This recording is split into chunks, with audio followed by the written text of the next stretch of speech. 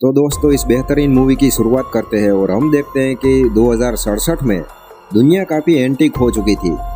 लेकिन एंटीक के साथ दुनिया में जो वनस्पति और प्रकृति के सहारे जिसके जरिए ऑक्सीजन पैदा हो रहा था वो काफ़ी नेस्ता नाबूद हो चुका था, जिसकी वजह से अभी पृथ्वी पर बहुत ही कम ही ऑक्सीजन बचा था और सारे लोगों को सांस लेने में बहुत ही दिक्कत हो रही थी।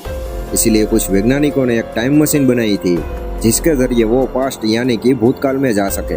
और इस इन्वेंशन को ये चेक करने के लिए कि यह सक्सेसफुल है या नहीं, वो चेक करने के लिए ये सारे वैज्ञानिक मिलकर एक इथन नाम का लड़का था, उसे वो पास्ट में भेजते हैं और उसे कहते हैं कि अगर तुम सही सलामत आ गए तब इस दुनिया में सारे लोग हैं, हम सभी पास्ट में चले आएंगे ताकि इंसानियत ऐसे ही बची रहे। क्योंकि अभी इस टाइम में दोस्तों ये सारे लोग ज़्यादा दिनों तक जिंदा नहीं रह सकते थे।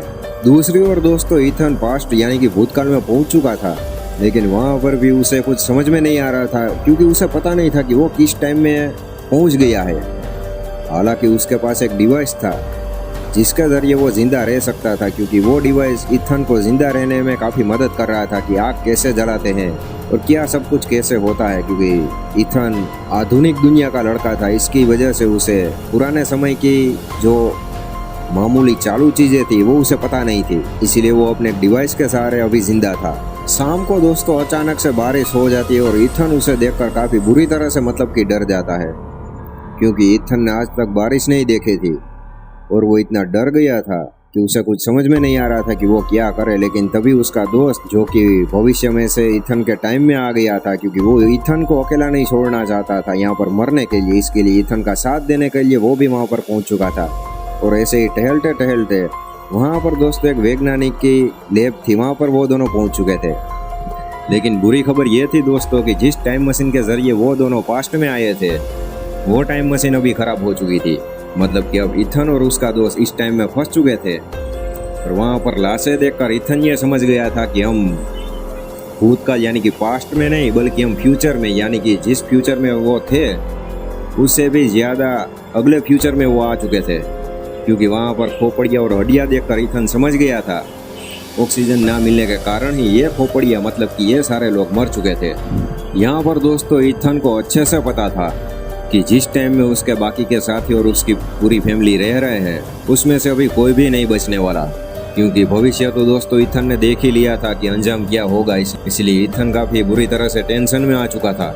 इथन दोस्तों ये सारा काम जाम बताने के लिए वापस अपने टाइम में जाना चाहता था, लेकिन वहाँ पर टाइम मशीन खराब थी। इथन अपनी पूरी कोशिश करता है लेकिन वो टाइम मशीन फिर भी शुरू नहीं होती, इसलिए इथन काफ़ी हार मान चुका था। और उसका दोस्त भी उसे कह रहा था कि इथन हम भविष्य तो नहीं बदल सकते यार, इसलिए जो होने वाला है उसे हमें होने देना चाहिए।